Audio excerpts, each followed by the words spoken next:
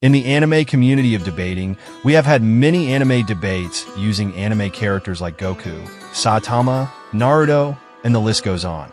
But there is a man named Gojo, known as him by his fans, and considered as the daddy of anime by many female anime fans. Gojo is one of the strongest characters in the jujutsu kaisen world, and probably the most known character from that verse, and is actually considered to be the strongest sorcerer in that world, and is basically feared by many curses and sorcerers. And is which why today, I'm going to be going over the scaling of the strongest sorcerer in the world of Jujutsu Kaisen, and fully try and give you guys a rundown of Gojo's power and scaling. And before I begin, please consider leaving a like and subscribing to the channel for more future videos. Before we get into the scaling, we're going to have to go over the background of Gojo. Satoru Gojo was born on the 7th of December, 1989. And just being born, he literally threatened the world of being destroyed and shifted the balance of the world. And just by doing was literally targeted by many because of his rare power, and continued to hone his skills in high school with his best friend Geto, who is now his enemy, and a big bad of the Jujutsu Kaisen series, and Gojo has continued to fight him.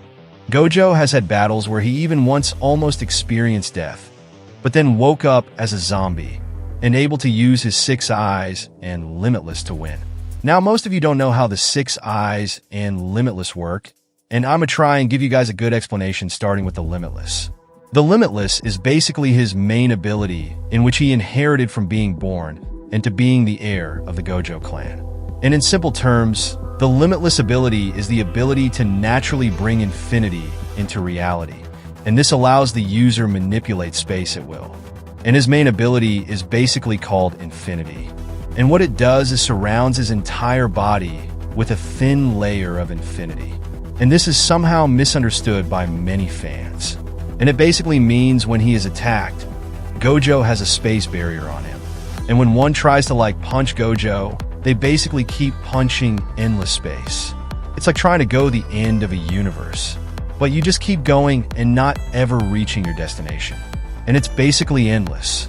And Gojo uses it to basically overcome attacks, and he chooses who gets to pass through it, or just let someone endlessly travel until they eventually give up. And this technique does take a huge toll on Gojo's brain, but he can heal through the process of the reverse curse technique. The reverse curse technique is basically the ability to process and turn energy around, and curse energy is negative energy. And what it does, it turns curse energy, which is negative energy, into positive energy and becomes healing energy, and which is what Gojo does and keeps his brain from going sane. The second phase of the Limitless technique is the curse technique, Lapse Bloom. And when Gojo uses this, he is able to bring impossible things such as natural negative numbers and negative distances into reality. This negative distance then creates a powerful space void, which forces the surroundings pulling into the void, and pulls its objects to a certain point with magnetic forces. And if Gojo decides to use it on an opponent, their body will start to disintegrate. And it was also stated that blue can be used to enhance the speed of Gojo's movements. Lapse blue kind of works, such as a creation of a vortex, meaning pulling it pulls forces towards it. Kind of like a vortex. And it basically makes Gojo's opponents attracted or pulled towards him. And if you remember what I said earlier in this video of how the reverse curse technique can turn negative energy into positive energy / healing energy, it can also reverse your own power, meaning the curse technique, Lapse Blue, which can attract and pull forces, can be reversed.